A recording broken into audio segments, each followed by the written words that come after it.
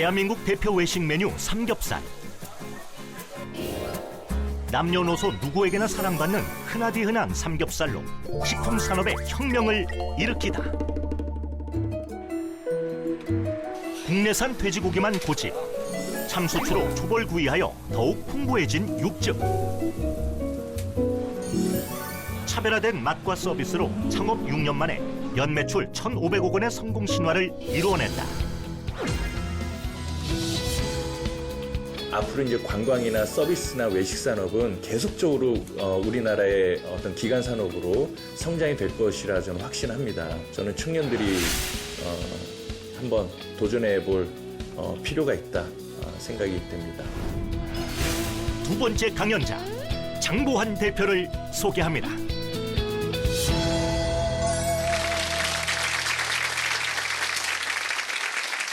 안녕하십니까. 대한민국에서 삼겹살 팔고 있는 장보환이라고 합니다. 대한민국 5대 산업이 지금 휘청거리고 있습니다. 대기업이 성장을 하고 이익이 남아도 고용을 하지 않는 고용 없는 성장 시대가 이어지고 있습니다. 신입사원 공채보다 경력직 선호 현상이 두드러지게 나타나고 있습니다. 힘겹게 대기업에 입사한다 하더라도 정년은 보장되지 않고 정년을 채운다 해도 남은 인생은 너무 깁니다. 그 어려운 바늘구멍을 통과해서 대기업에 입사를 해도 과연 장밋빛 인생으로 변할까요? 우리 스스로를 흙수저로 비하하는 시간에 뜨거운 1500도 가마에 들어갈 용기를 가진다면 그 흙수저는 최고의 도자기, 최고의 세라믹으로 재탄생할 것이라고 믿습니다. 이제는 관광, 외식, 서비스 산업이 대한민국을 지탱할 중요한 산업으로 떠오르고 있습니다. 청년들이 식품 산업의 새로운 가치를 부여하는 창의적이고 혁신적인 도전의 주역이 될 수 있는 시대가 된 것입니다. 흙수저도 아니고 한 줌의 흙과 같았던 저의 인생은 그 흔한 삼겹살을 만나서 외식 시장의 지형을 바꾸었고 2년 연속 100대 프랜차이즈에 선정되는 또 기록을 낳았고요. 전국의 200개 매장에서 연간 거래 규모 약 1,500억에 육박하는 식품 산업의 대표로 살아가고 있습니다. 지금부터 제 경험을 통해서 식품 산업이 우리 청년들이 인생을 걸어볼 만한 가치가 있고 흘린 만큼 땀의 가치가 보상으로 연결되는 부가가치가 높은 산업 중 한 분야라는 것을 말씀드리려고 합니다. 저희 아버지는 1980년도 강남에서 부동산 개발 및 건축업을 하셨습니다. 초기 강남에 진출했던 많은 분들이 동방석에 앉았을 때 저희 아버님은 빗방석에 오래 앉아 계셨어요. 돈이 이렇게 오다가도 우리 아버지는 막 피해 나가세요. 저는 강남 한복판에서 아버지가 손수 지은 건물 옥상에 오갈 데가 없어서 판잣집을 짓고 살아야 했던 열등감 가득한 소년으로 유년기, 청소년기를 거치게 됩니다. 그러면서 그때부터 꿈을 꾸게 됩니다. 나는 장래 커서 내 가족을 지킬 수 있는 직업은 뭘 해야 될까? 그게 외식업이었습니다. 제 중학교, 고등학교 시절만 해도 그때는 포장마차 떡볶이집이 한참 유행하던 시절이었는데요.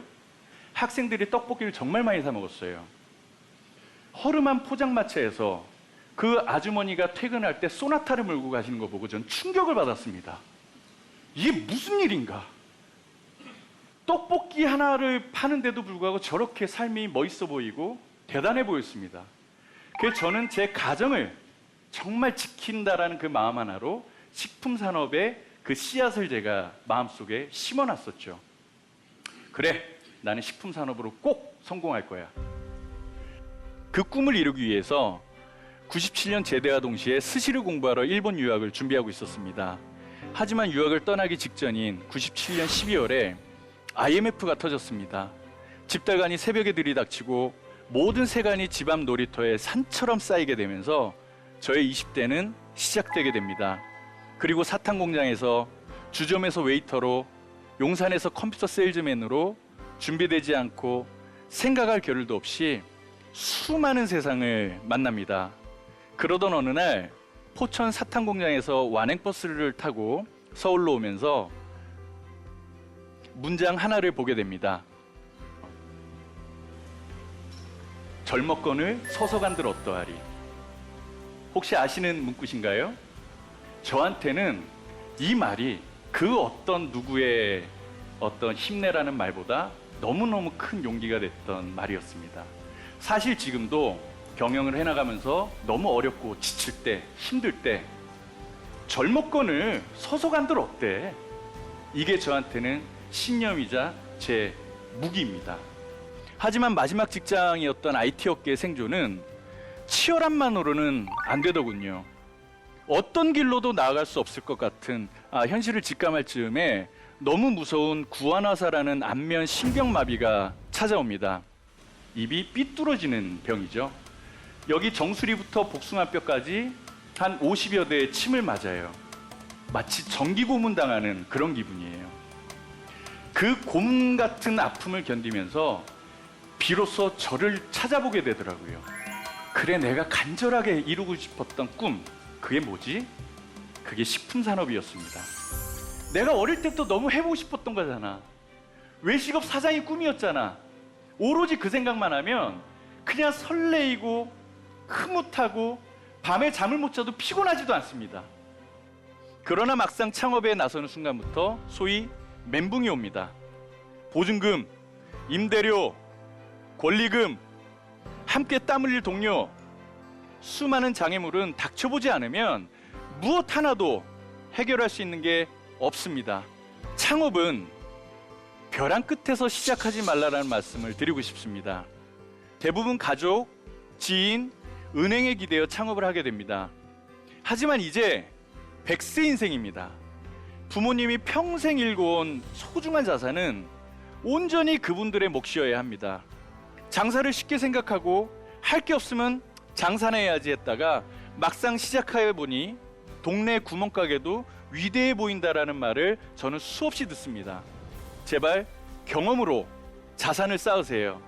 그 경험이 실력이고 그 실력으로 세상에서 존중받을 때 비로소 기회는 불현듯 찾아옵니다.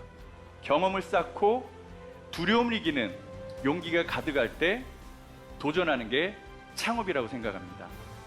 또 하나, 창업은 내 인생이 흔들릴 만큼 큰 돈으로 시작하는 것이 아닙니다. 성공을 위한 과정이라 생각하고 아주 적은 창업 자금으로 시작해 보세요. 참고로 전 3,700만 원으로 시작했습니다. 그래서 두려움보다는 마치 소풍 전날과 같은 설레임을 가지고 창업을 할 수 있었습니다. 창업을 하면서 설레임과 두근거림이 있다면 이제부터는 가슴 속에서 넌 충분히 해낼 수 있어, 걱정 마, 넌 최고야 라고 스스로에게 이야기할 수 있어야 됩니다. 이제부터 어떻게 성공할 수 있을 것인지 비밀을 알려드리겠습니다. 첫째, 외식은 인문학이다라고 말씀드리고 싶습니다. 외식업은 인간의 사상, 문화, 예술, 철학, 역사까지도 이해해야 성공할 수 있는 일입니다. 사람을 이해하지 못하면 음식도 제멋대로밖에 나오질 않습니다. 사람을 관찰하고 존중하고 사람의 필요한 중용적 가치를 만들어야 됩니다. 이건 비단 고객에게만 해당되는 것이 아닙니다. 직원에게도 마찬가지입니다. 가장 뜨거운 청춘의 시간을 연애도 못하고 사장과 충의를 지킬 직원은 한 명도 없습니다. 직원의 삶을 살피고 꿈을 함께 만들어가는 어른이 되어야 합니다. 고객을 만족시키기 전에 함께 땀 흘리는 직원을 만족시켜야 합니다. 둘째, 마케팅의 핵심에 대한 고찰입니다. 과거에는 전단지, 현수막, 내가게를 알릴 수 있는 유일한 수단이었지만 지금은 수없이 많은 채널에서 고객을 유인하고 있고 고객은 초록색 창에서 모든 정보를 쉽게 얻는 그런 시대가 됐습니다. 제일 큰 마케팅의 핵심은 홍보 비용을 투자해서 고객을 유인하는 것이 아니라 내 상품 가치를 명확히 키워나가셔야 된다는 거죠. 그래서 내가 파는 제품은 특별해야 돼요. 어떤 이야기를 담냐가 대단히 중요합니다. 그래서 저희는 R&D 담당한테 어떤 메뉴를 개발할 때 특별해야 되고 창의적이어야 되고 놀랍고 충격적이어야 됩니다. 당연히 맛은 기본이고요. 이제는 바이럴의 시대입니다. 공짜 영업사원을 얼마나 얼마나 만드느냐가 외식업의 성패를 가른다 해도 과언이 아닙니다. 고객은 기꺼이 휴대폰을 꺼내서 인스타, SNS 올릴 소재 찾는데 혈안이 되어 있습니다. 고객의 눈높이, 기대를 충족시키지 못한다면 공짜 영업사원을 잃게 됩니다. 다시 얘기하면 이제는 비용을 들여 마케팅하는 시대가 아니라 공짜 영업사원을 얼마나 거느리느냐가 관건인 시대입니다. 외식업은 숨은 그림 찾기다. 셋째입니다. 고객의 불편함을 찾아야 합니다. 고객의 불편함을 찾아내고 그걸 외식 산업으로 잘 연결시킬 때 고객은 행복해하고 나의 불편함을 해소시킨 이 비즈니스에 고객은 뜨겁게 열광해줍니다. 세상에는 그 성공한 많은 비즈니스를 보면 세상에 새로운 게 전혀 없어요. 항상 불편함을 찾아내서 개선시킨 게 그렇게 뜨겁게 고객들이 사랑해주는 비즈니스로 성공을 하고 있는 거죠. 제 경우도 마찬가지였어요. 삼겹살하면 보통 끈적끈적한 방에 기름 쪄든 방석에 양반다리하고 앉아서 우리 너무 많은 경험을 했잖아요. 근데 왜 삼겹살이 그 패밀리 레스토랑과 같은 서비스를 왜 구현하지 못하지? 삼겹살, 누가 좀 잘라줬으면 좋겠어. 우리 손님이랑 갔는데 난 편하게 손님이랑 얘기하고 싶어. 그래서 저는 그런 불편함을 해소한 저 나름대로의 해석과 방법을 통해서 하남데이집이라는 브랜드를 만들었고 그게 불과 몇 개월도 되지 않아서 저희 집 앞에는 거의 40분, 1시간씩 줄을 서는 집이 됐습니다. 그래서 외식은 거치장이 중요한 게 아닙니다. 얼마나 돈을 많이 찍어 발라서 멋진 인테리어 만드는 것이 중요한 게 아니라 철저하게 고객의 불편함을 내가 해소해 줄 수 있는 서비스를 하고 있는가, 이걸 꼭 명심하시기 바랍니다. 네 번째, 가장 중요한 겁니다. 꿈이 있어야 됩니다. 그 꿈은 간절함이 있어야 됩니다. 단지 돈을 많이 벌고 싶다, 명예를 얻고 싶다가 아니라 어릴 적부터 간절했던 내 꿈을 찾아보세요.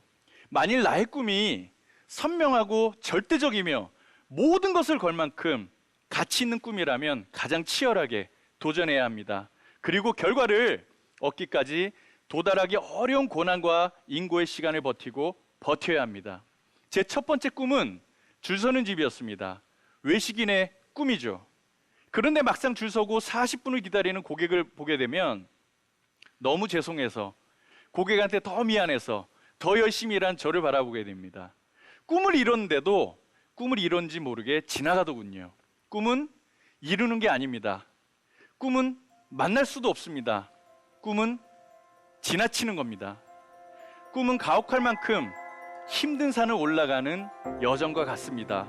힘겹게 산 하나를 넘으면 더 큰 산이 눈앞에 나타나고, 그렇게 몇 고개를 넘어도 더 큰 산이 눈앞에 나타납니다. 오르막을 힘겹게 걷고 있다면 힘내! 넌 반드시 해낼 수 있어! 라고 용기를 주어야 됩니다. 내리막을 걷고 있다면 괜찮아, 넌 충분히 힘든 언덕을 넘었기 때문에 휴식이 필요해 라고 얘기해야 합니다. 이렇듯 내용을 따뜻하게 감싸 안고 칭찬하며 자존감을 높여야 됩니다. 가족, 친구, 세상의 어느 누구도 내 삶을 대신할 수 없습니다. 온전히 내 인생은 내 것이고요. 내가 나를 인정치 않고 포기한 순간 그 어떤 기회도 찾아오지 않습니다. 누구보다 나를 사랑해줘야 합니다. 내가 잃었던 성취감이 여러분들의 재산입니다. 성취감은 아주 작은 도전부터 시작입니다. 혹시 세상에 비춰진 나로만 살고 있지는 않았습니까? 식품 산업의 성공을 꿈꾸는 대한민국 청년들에게 당부합니다. 성공을 위해선 삼류 배우가 아닌 티켓 파워를 지닌 국민 배우가 되어야 합니다. 티켓 파워를 거머쥔 국민 배우가 되는 길만큼이나 외식업은 지루하고 어렵습니다. 성공의 크기와 고통의 크기는 같습니다. 어느 한쪽이 클 경우 쉽게 무너집니다. 전 오늘도 꿈을 꿉니다. 식품 산업은 이런 작은 도전과 성공이 모여 큰 에너지를 만들어낼 수 있는 매력적인 산업입니다. 한국인이 뜨겁게 사랑한 삼겹살이 세계 곳곳 지구촌이 사랑해줄 그날을 위해 전 세계 진출을 준비 중에 있습니다. 많은 스타트업, 청년 외식인에게는 자본과 노하우를 공유해서 안정적으로 시장에 진입할 수 있도록 플랫폼 비즈니스를 강화할 것입니다. 1인 소비에 맞춰서 국내산 한돈, 국내산 김치를 사용해서 가정 간편식 식품 산업에 새로운 패러다임을 제시할 것입니다. 또한 익스프레스 1인 삼겹살 시장도 올해 하반기 오픈을 예정하고 있습니다. 삼겹살은 레드오션이었습니다. 블루오션을 찾아 헤매느라 시간을 보내지 마세요. 저처럼 대중의 소비가 집중되고 포화 시장인 레드오션에서야말로 진정한 블루오션의 희망을 찾을 수 있습니다. 진정성으로 얻어진 재료와 간절함으로 성숙된 철학의 레시피로 음식은 만들어집니다. 세상은 쉽게 성공을 허락하지 않습니다. 20대는 저금통에 경험이란 자산을 쌓아가는 과정입니다. 그 과정이 차곡차곡 쌓여 누구보다 빛나는 청춘으로 성장하시길 응원하고요. 앞으로 대한민국 식품 산업에 큰 기둥이 되어주시길 기대합니다. 고맙습니다.